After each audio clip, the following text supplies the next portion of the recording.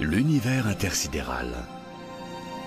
Depuis des milliers d'années, l'homme cherche à percer les mystères de son immensité. Télescopes, navettes spatiales, sondes, l'homme a tout tenté. Pourtant, l'univers nous échappe toujours. Embarquez avec nous pour un voyage à travers l'inconnu, dans les profondeurs de l'infini, toujours plus haut, toujours plus loin, en quête de réponses. Partons à la découverte du cosmos.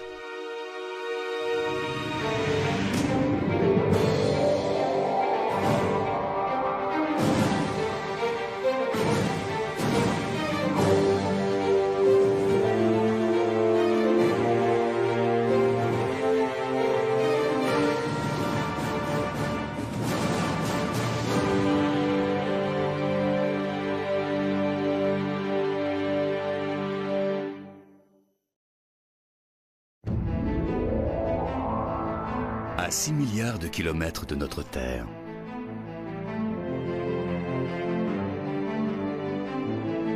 À 4 milliards 500 millions de kilomètres. Alors que nous traversons l'orbite de Pluton en route vers la Terre, une question demeure. Si les distances à l'intérieur même de notre système solaire sont aussi gigantesques, qu'en est-il de l'univers tout entier ? Y a-t-il autre chose au-delà de ces limites ? Voici Jupiter situé à plus de 800 millions de kilomètres de la Terre.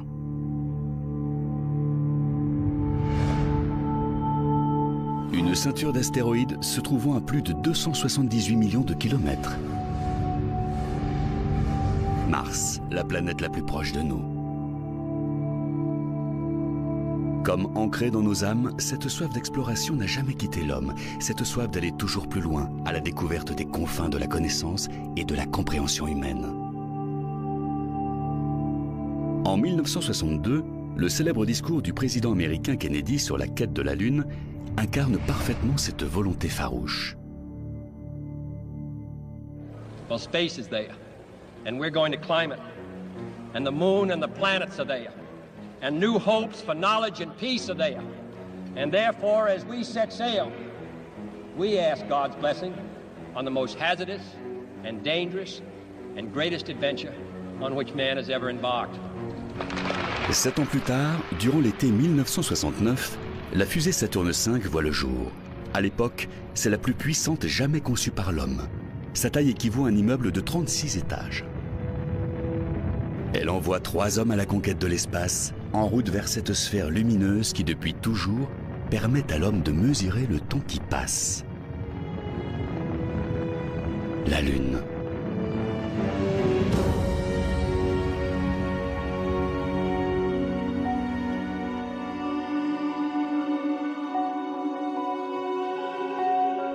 Il leur faudra 3 jours pour atteindre notre voisin le plus proche.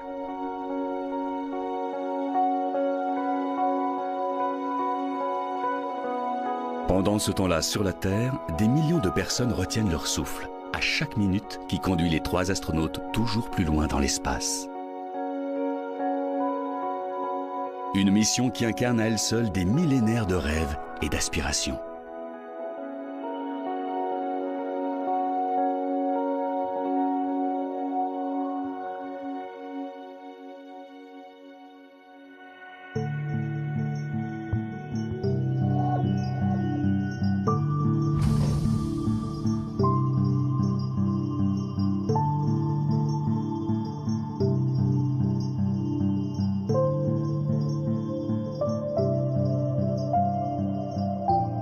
Puis vint ce moment de crainte et de joie mêlée, ce pas de géant pour l'humanité qui changea à jamais notre perception du possible, une source intarissable d'inspiration.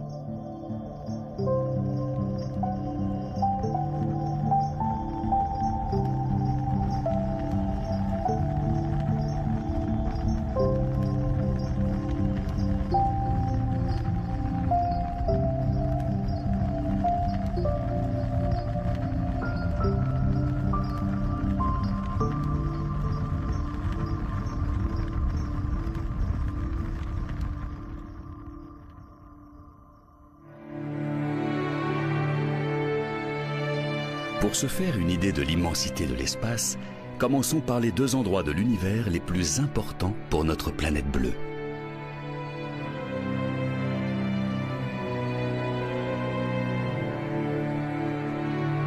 La Lune est le seul satellite naturel de la Terre et il est de taille. Environ un quart du diamètre de la Terre, ce qui fait d'elle la 5e plus grande lune du système solaire. Elle est si grande et si proche de nous que son influence gravitationnelle est énorme. Elle agit sur les marées et stabilise la Terre. La Lune se trouve à environ 385 000 km de la Terre, mais à l'échelle de l'espace, elles sont comme l'une au-dessus de l'autre. Et si la Lune était une balle de tennis située juste avant la ligne des 3 points d'un terrain de basket,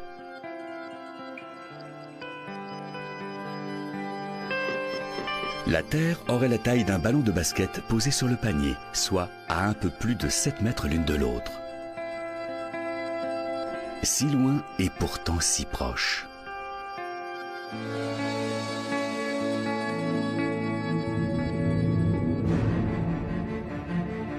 Sans la force gravitationnelle de la Lune, la Terre s'inclinerait naturellement et sortirait totalement de son axe au lieu d'osciller très modérément. En cas de trop forte inclinaison, la lumière du Soleil ne réchaufferait plus la Terre de la même manière, et cela entraînerait une autre répartition des couches de glace entre les deux pôles et sur le reste de la planète. Notre climat à l'équilibre si fragile en serait totalement bouleversé.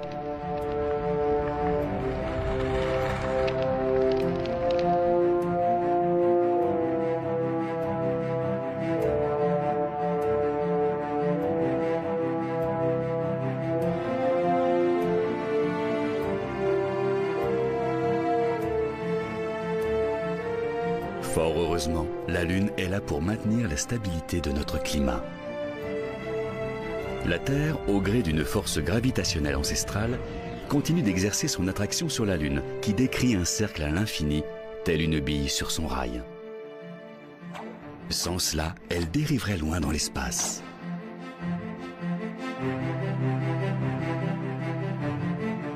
Malgré les apparences, la Lune voyage autour de la Terre à plus de 3105 km/h, soit plus vite qu'une balle de pistolet propulsée à grande vitesse. Pourtant, lorsqu'on l'observe de la Terre, elle semble totalement immobile.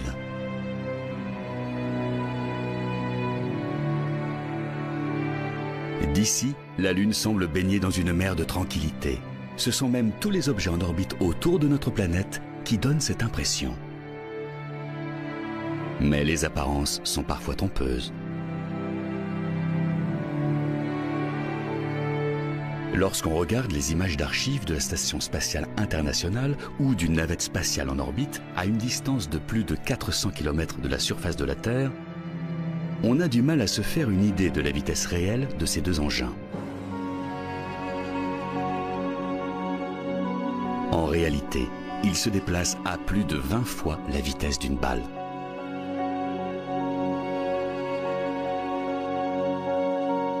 Les spationautes à bord de la Station spatiale internationale peuvent admirer un lever de soleil toutes les 90 minutes.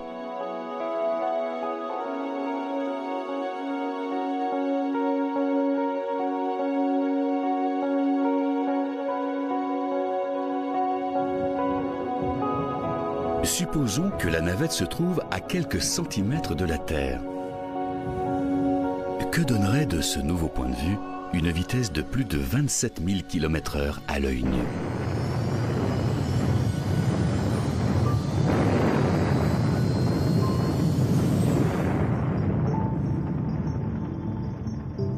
Impossible de la voir arriver.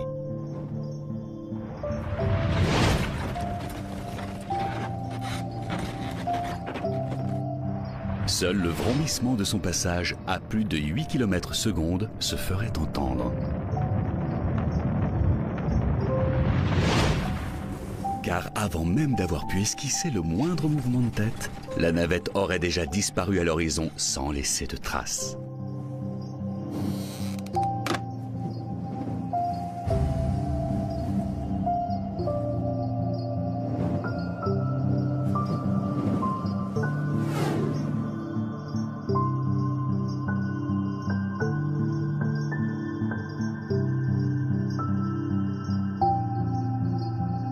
Désormais, on appréhende mieux les distances dans l'univers et on comprend mieux pourquoi il n'a fallu que 3 jours pour rendre visite à la planète la plus proche de notre Terre. Mais il est temps de poursuivre notre route plus avant dans l'espace à la découverte de ce géant de lumière situé à quelques 150 millions de kilomètres de la Terre. Le Soleil.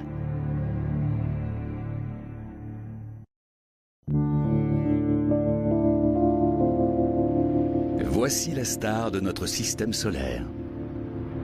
Sans lui, la Terre et la Lune ne seraient qu'amas sombres et glaciales de rochers, dérivant inlassablement dans l'espace.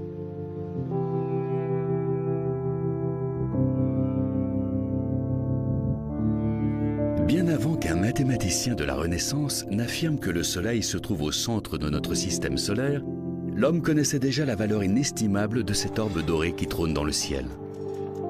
Nul besoin d'un orrerie, un mécanisme inventé pour représenter le système moderne d'astronomie, pour comprendre que le Soleil nous apporte chaleur et lumière.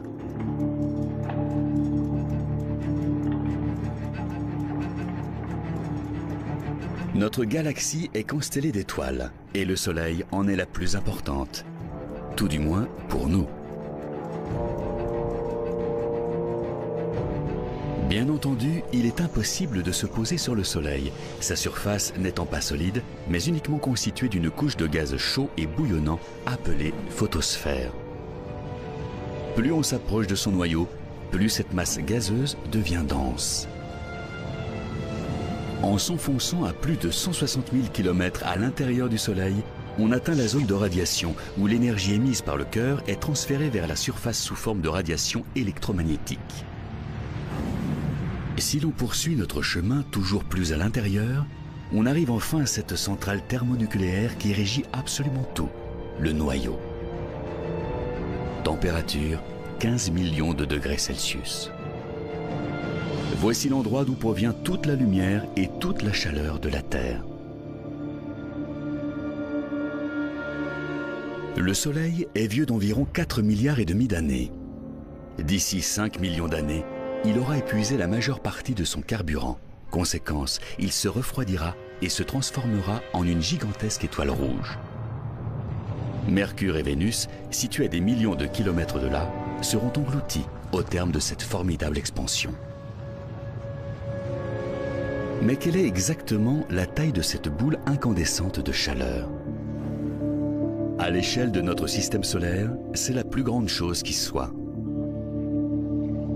Voici Mercure, Vénus, Mars, Jupiter,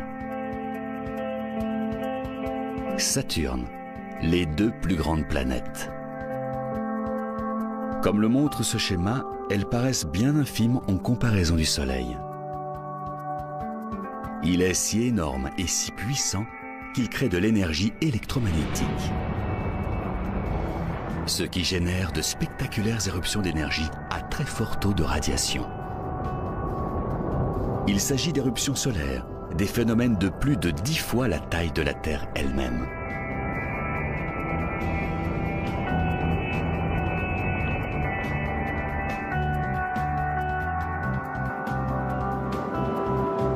Si vous décidez de faire le tour de la Terre en avion, vous êtes sûr de vous embarquer pour un long voyage.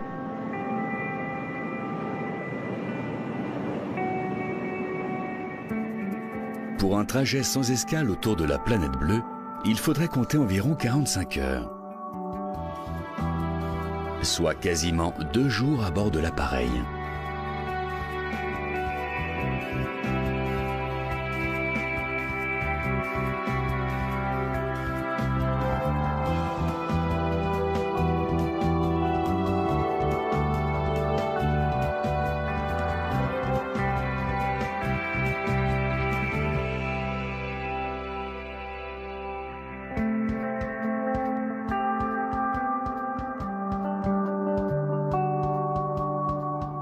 Mais avec une circonférence 109 fois supérieure à celle de la Terre, un voyage autour du Soleil durerait 200 jours.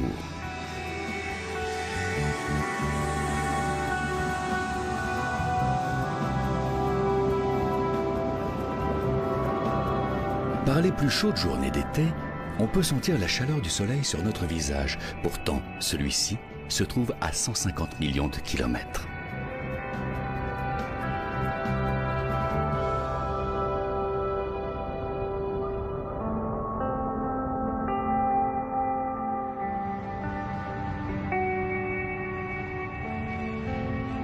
Fort heureusement, nous sommes à la distance parfaite des flammes de cette fournaise stellaire. Ni trop près, ni trop loin.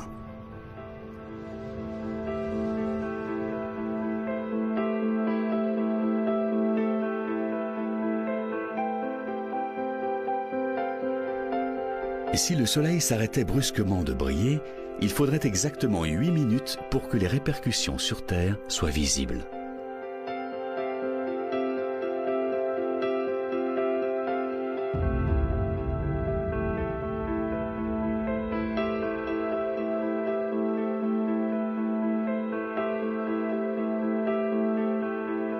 La masse colossale du Soleil exerce une telle force d'attraction gravitationnelle que les planètes sont obligées de tourner en orbite autour de lui.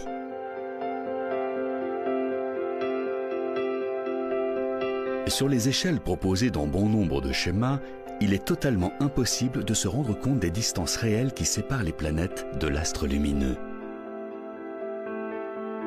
Des distances exceptionnelles.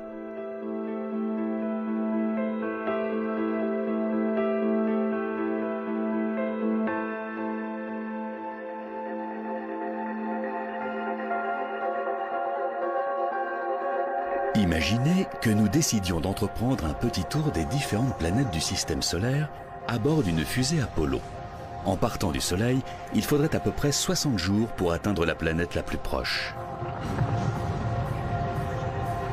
Maintenant, installez-vous confortablement dans vos sièges, car ce n'est que le début du voyage. Prochaine étape, Vénus, 12 jours de plus. Et ce n'est qu'au bout de 5 mois de ce voyage interstellaire que nous atteindrions la Terre. Puis encore 3 mois supplémentaires pour découvrir la planète rouge, Mars. Mais il faudra attendre 2 ans pour que Jupiter soit enfin visible.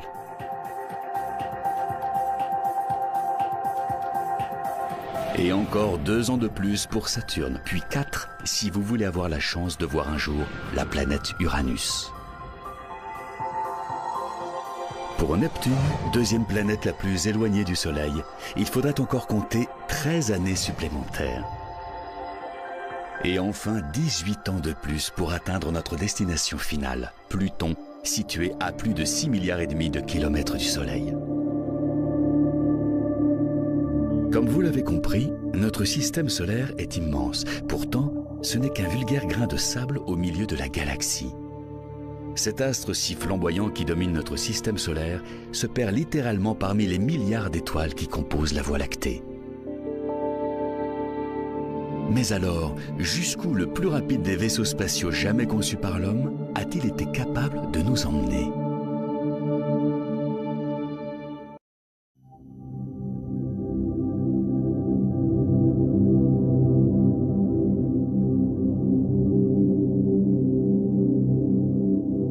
Après ce long périple qui nous a conduits du Soleil aux planètes les plus éloignées, on se fait une meilleure idée de la distance entre chaque corps céleste. Et cela n'a quasiment pas bougé depuis 3 milliards d'années et les origines de notre système solaire. Mais aux confins de celui-ci, dans une zone appelée la ceinture de Kuiper, les choses ne sont pas aussi immuables. Ici se cachent plusieurs planètes naines, dont Pluton, ainsi que des millions de corps célestes glacés qui dérivent à travers l'espace. En majorité, des restes de planètes glacées qui datent de la formation de notre système solaire. Il y a plus de 4,5 milliards d'années.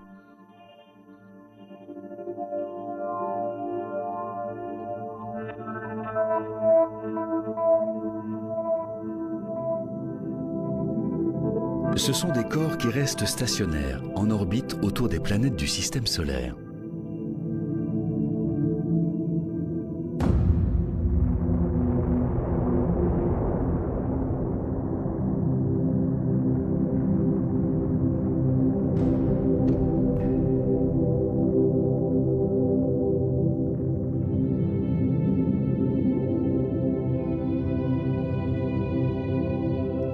temps à autre, des turbulences gravitationnelles engendrées par Neptune ou Uranus font dévier ces sortes de blocs de glace de leur orbite d'origine et les envoient dans le système solaire interne sous forme de comètes à courte période.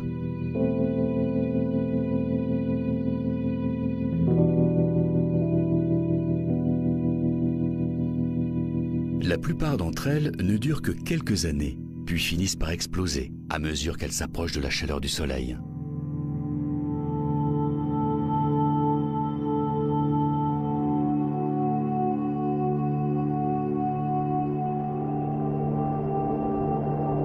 Cette même chaleur qui provoque l'évaporation des couches externes de ces corps glacés, laissant échapper du gaz et de la poussière. Les vents solaires transforment toutes ces particules en une longue queue qui pointe à l'opposé du Soleil.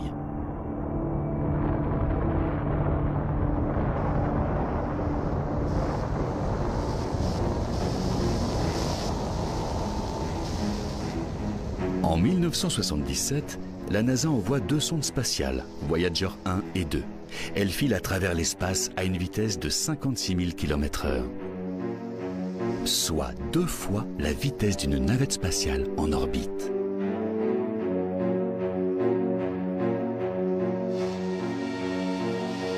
Après plusieurs décennies dans l'espace, les sondes Voyager finissent par franchir les limites de notre système solaire. Elles dépassent la ceinture de Kuiper et en 2010, elles atteignent l'espace interstellaire. Leur mission, explorer les limites de l'influence magnétique solaire.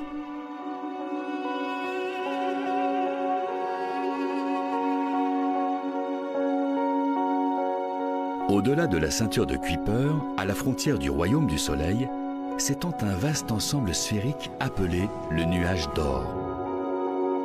Sa limite externe se situe à 750 milliards de kilomètres du Soleil. Voici la structure glacée qui enveloppe notre système solaire, l'endroit même où les comètes aux orbites plus longues tirent leurs origines.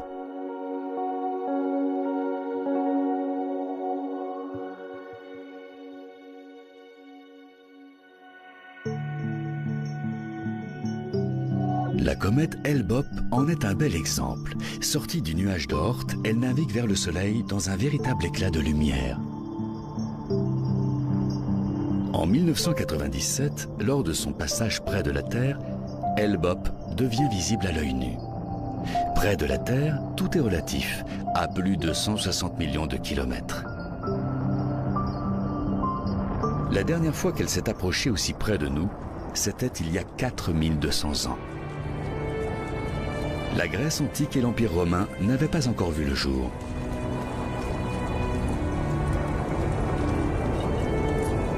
Hale-Bopp a depuis repris son chemin vers le nuage d'Oort. De retour à son état glacé, sa longue queue brillante n'illumine plus l'espace. Elle ne sera sans doute pas de retour avant plus de 2400 ans.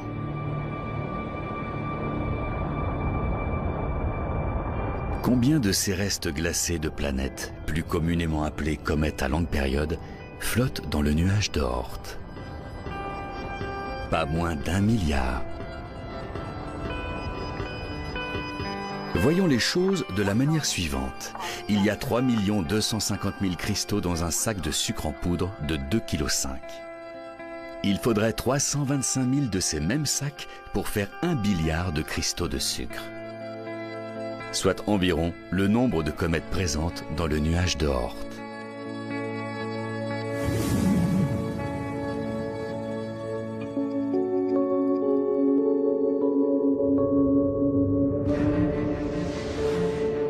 Le nuage d'Oort est si vaste qu'il s'étend sans doute jusqu'à 1/3 de la distance qui nous sépare de Proxima du Centaure, l'étoile la plus proche de nous après le Soleil.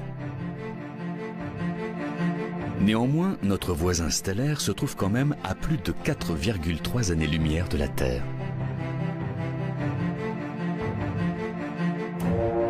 Pour atteindre ne serait-ce que le début du nuage d'Oort, il faudrait que les sondes Voyager poursuivent leur chemin pendant 1500 ans. Et 80 000 de plus pour Proxima du Centaure. Soit 2 fois le temps qui sépare l'homme préhistorique du XXIe siècle.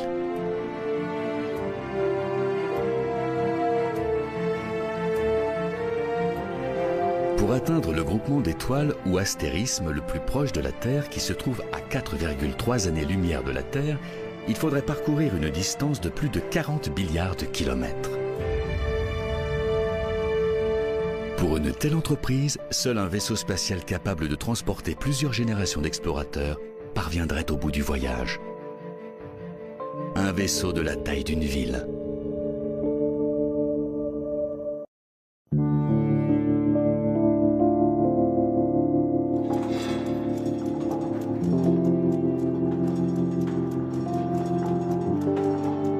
Comme l'histoire l'a montré, la théorie d'un système héliocentrique où les planètes tournent autour du Soleil n'était pas particulièrement bien vue pendant la Renaissance.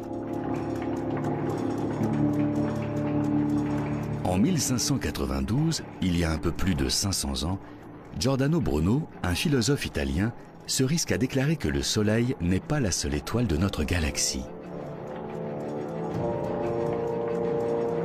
Un terrible blasphème aux yeux du Vatican.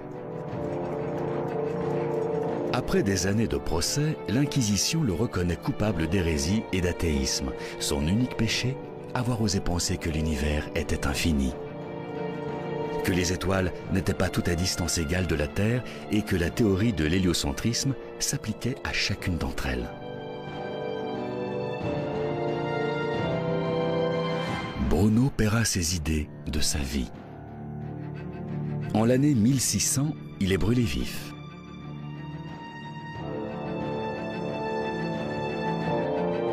Pour avoir une idée précise des distances qui nous séparent des étoiles et des galaxies, l'homme a dû faire appel à une unité de mesure un peu différente. Une unité de mesure basée sur la vitesse de la lumière. La lumière voyage à une vitesse approximative de 300 millions de mètres par seconde.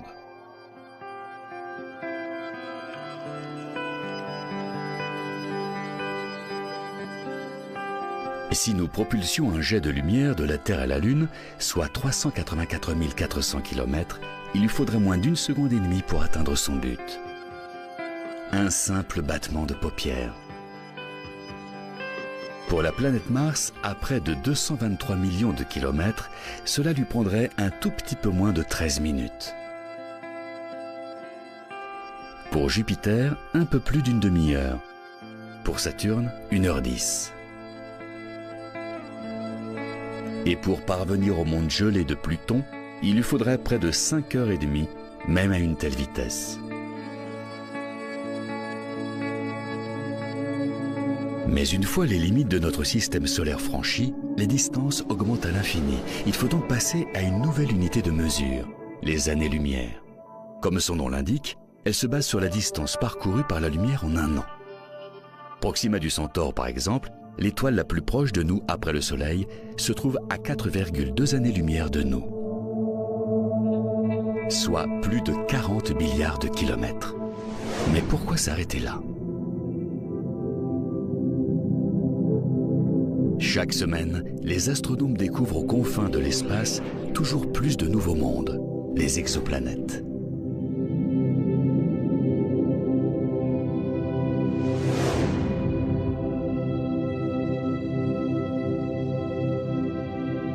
À 20 années-lumière de la Terre, dans la constellation de la Balance, se trouve une petite étoile ou naine rouge du nom de Gliese 581.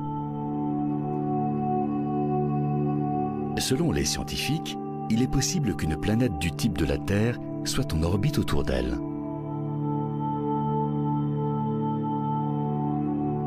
Et si son atmosphère le permet, l'homme pourrait parfaitement y vivre.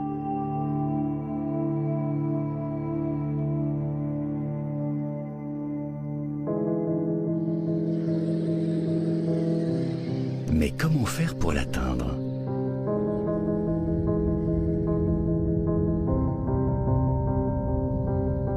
Il faudrait fabriquer un vaisseau capable de naviguer dans l'espace à 10% de la vitesse de la lumière. Mais même à cette vitesse, le voyage à la conquête des exoplanètes les plus proches prendrait des années. Un vaisseau long de plusieurs kilomètres, de la taille d'une petite ville. Un vaisseau totalement autonome. et capable de parcourir des distances sur plusieurs générations d'êtres humains. Un vaisseau qui pourrait héberger des milliers de membres d'équipage, leurs enfants, petits-enfants et arrière-petits-enfants, pour un voyage de plus de 200 ans.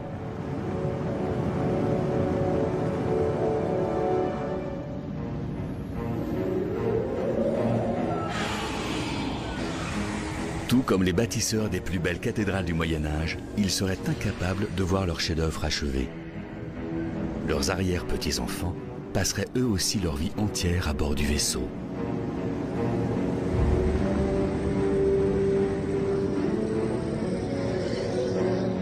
Mais eux non plus ne verraient jamais Gliese 581.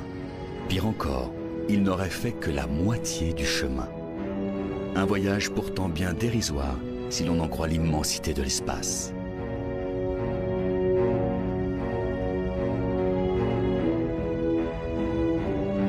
L'ensemble du système solaire s'étend sur plus de 5000 années-lumière et ce n'est qu'une infime partie de notre galaxie.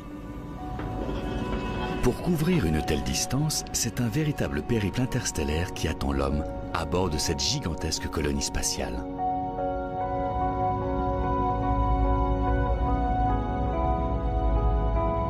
Un voyage sans retour pour nos nobles explorateurs, mais un voyage pour l'avenir de l'humanité, porteur des générations de demain.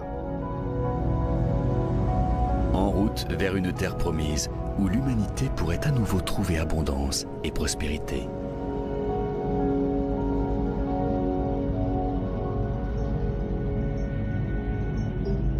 Un voyage à la conquête de l'espace infini, à des vitesses difficilement imaginables pour le commun des mortels. Sa destination finale? Un monde étrange et imaginaire dont l'homme a longtemps rêvé.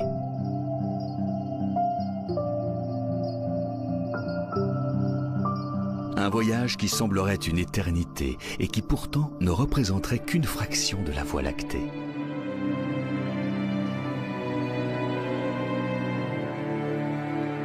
Pour avoir une chance de briser les frontières de notre galaxie et se perdre toujours un peu plus dans les profondeurs de l'espace, nous serions obligés de propulser le vaisseau à des vitesses inouïes.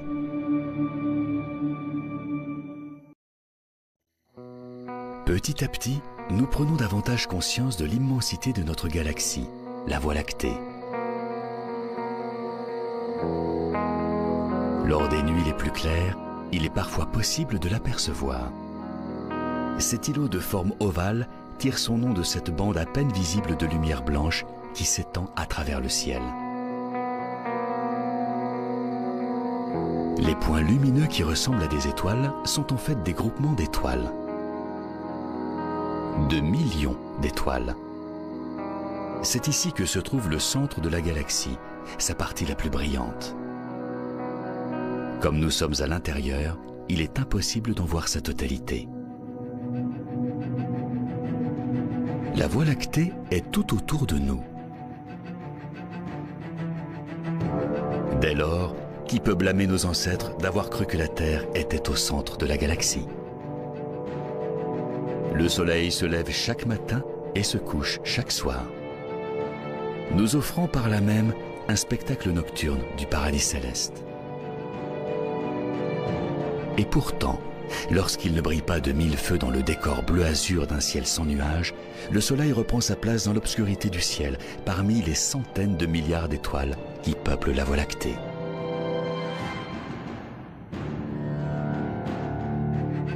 Les étoiles que l'on observe au loin sont à des milliards d'années-lumière. Une notion de lointain toute relative. Car de l'autre côté de la galaxie, c'est notre soleil qui apparaît comme une étoile au lointain. Pour avoir ne serait-ce qu'une chance de percevoir la Voie lactée de la sorte, il faudrait être à des millions d'années-lumière. Le nombre d'étoiles, de groupements d'étoiles, les constellations, l'univers lui-même dépassent tout simplement l'entendement. Comment faire pour replacer la Terre, le Soleil ou même le système solaire dans ce gigantesque tableau? C'est tout bonnement impossible. La Voie lactée est épaisse d'1 millier d'années-lumière, son diamètre de plus de 100 000. Alors, comment se faire une idée plus terrestre d'un tel espace? Il suffit de faire la conversion. 1000 années-lumière correspondent en gros à 964 trillions de kilomètres. Est-ce plus clair pour autant? Envisageons cela d'une autre manière. Imaginons que vous ayez devant vous un crayon et une longue bande de papier, et que vous ayez le temps d'y inscrire 964 trillions de caractères. Par exemple, les 11 symboles des planètes de notre système solaire sans chiron.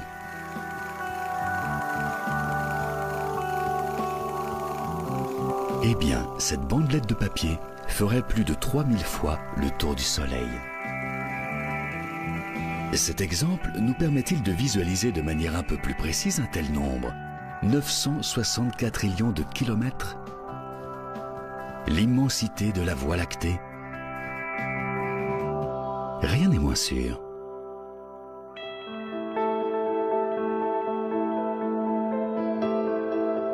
Au cœur de notre galaxie se trouve Sagittarius A, une source intense d'ondes radio située dans la constellation du Sagittaire. Elle héberge l'un des phénomènes les plus intenses et mystérieux de l'univers. Un trou noir supermassif, un phénomène d'une rare violence. Ici, la gravité est si forte que même la lumière ne peut y échapper. Les trous noirs présents dans les galaxies spirales, comme la Voie lactée, sont totalement invisibles. Mais les scientifiques sont capables de les déceler en observant le comportement des étoiles environnantes, invariablement attirées par ces derniers. Juste avant de se faire engloutir, elles émettent d'énormes quantités de radiation.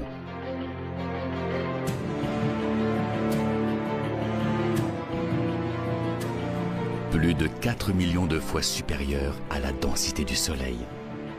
Le trou noir de Sagittarius A fait disparaître sans laisser de traces des amas d'étoiles entiers. Ici, le temps et l'espace tels que nous les connaissons cessent d'exister.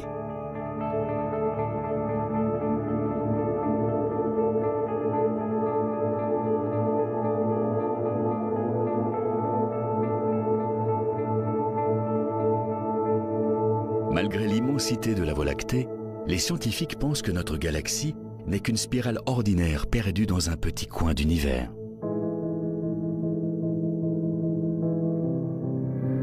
Supposons que notre vaisseau spatial intergénérationnel puisse embrasser un jour la vitesse de la lumière. Il faudrait tout de même 2 500 000 années terrestres pour atteindre Andromède, la galaxie la plus proche de nous. Même à la vitesse de la lumière, sa progression serait totalement imperceptible à l'échelle de l'espace. Seuls nos descendants pourraient atteindre cette étrange et nouvelle galaxie par le biais d'un trou de verre. Et avec un peu de chance, ils y trouveraient une planète habitable et abandonneraient leur vaisseau.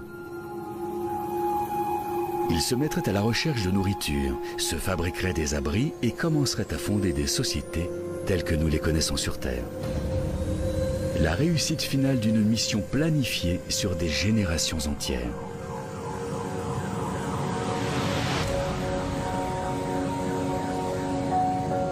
Imaginez-vous débarquer dans ce nouveau monde, une planète aux conditions similaires à celles de la Terre, mais qui abrite peut-être des formes de vie inconnues. Une planète où l'évolution aurait pris un chemin différent. Pour l'instant, ce n'est bien sûr qu'un rêve. Mais il n'y a pas si longtemps, c'est aussi ce qu'on disait de la Lune.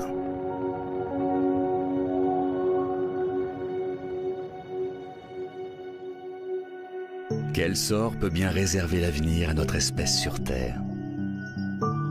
Ce voyage interstellaire à la découverte d'une nouvelle planète sera-t-il un jour nécessaire? Un voyage au-delà de nos certitudes.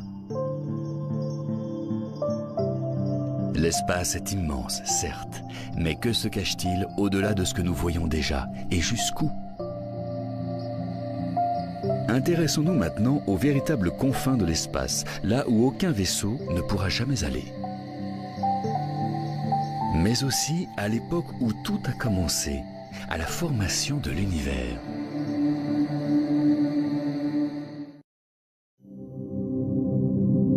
En 1923, un jeune astronome du nom d'Edwin Hubble travaille à l'observatoire de Mount Wilson, en Californie.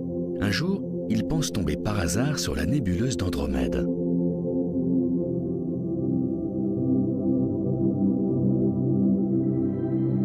Il prend alors une série de clichés en noir et blanc qui vont très vite entrer dans l'histoire.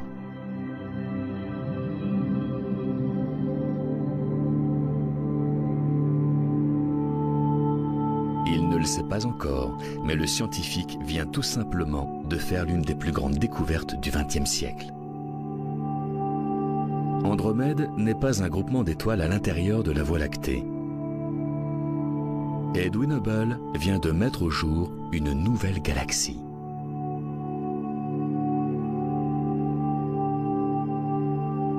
Reste désormais à savoir combien d'autres se cachent au-delà de la Voie lactée.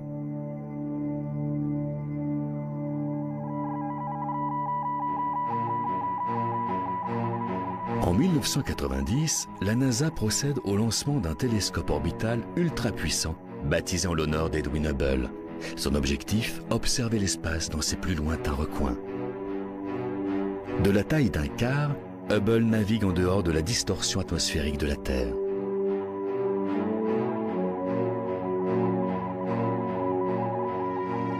En un peu plus de 20 ans d'existence, il a déjà relevé et transmis les images plus étonnantes et instructives qu'il nous ait été donné de voir. La nébuleuse de la Lyre dans la constellation du même nom. Les gigantesques amas d'étoiles entourées de gaz rayonnants. Les restes de l'explosion d'une grosse étoile. La galaxie du tourbillon.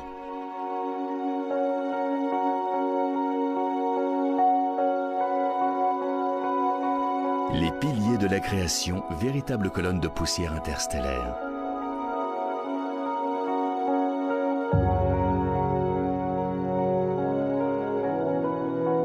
Des astérismes présents dans les galaxies naines les plus proches comme les plus lointaines.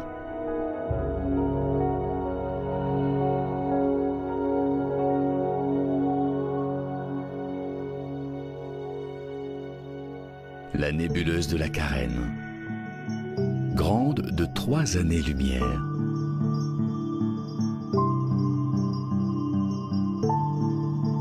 Les galaxies spirales à 30 millions d'années-lumière de la Terre.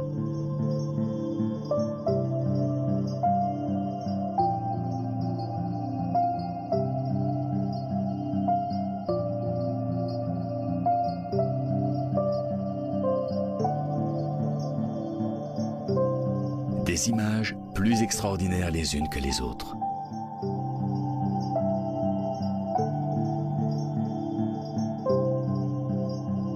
Mais il y a une image prise par Hubble sur une période de 4 mois pendant l'année 2003 qui représente une avancée capitale, au même titre que la découverte par Edwin Hubble en 1923 de la galaxie d'Andromède. À première vue, on ne dirait rien de plus que des étoiles dans la nuit. Mais en observant de plus près, on décèle plus de 10 000 corps célestes. Pas d'étoiles, ni de système solaire ou même de groupement d'étoiles. Pratiquement chacune de ces minuscules boules de lumière sont des galaxies.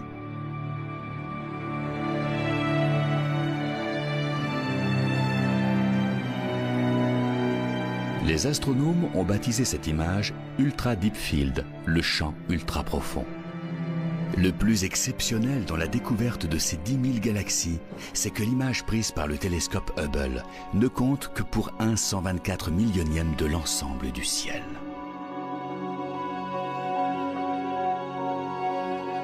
Pour capturer une telle image, les astronomes ont pointé le télescope vers le sud et une infime parcelle de ciel, totalement noire et apparemment vierge.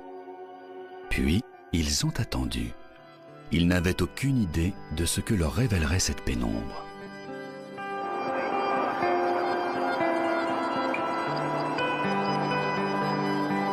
Pour se faire une meilleure idée du point de vue d'Hubble, imaginez que vous êtes un spationaute flottant dans l'espace et que vous teniez un crayon à bout de bras. Caché par la gomme, un minuscule bout d'espace. Derrière lui se trouvent ces 10 000 galaxies. Et ce n'est pas tout. Toujours sur ce cliché, les astronomes vont déceler 5000 galaxies supplémentaires dans le flou de l'image. Parmi elles, certaines des plus anciennes. L'univers à l'état de nouveau-né. La lumière de ces galaxies nous propulse à plus de 13 milliards d'années-lumière en arrière, soit quasiment à l'époque du Big Bang.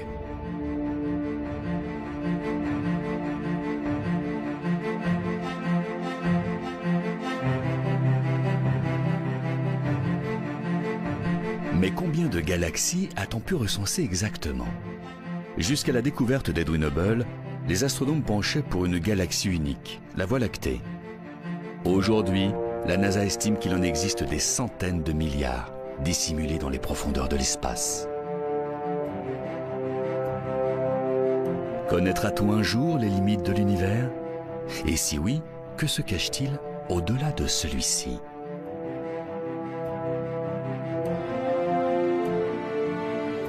Tout le monde espère qu'un jour nous serons capables de découvrir les secrets d'un univers aussi complexe que démesuré.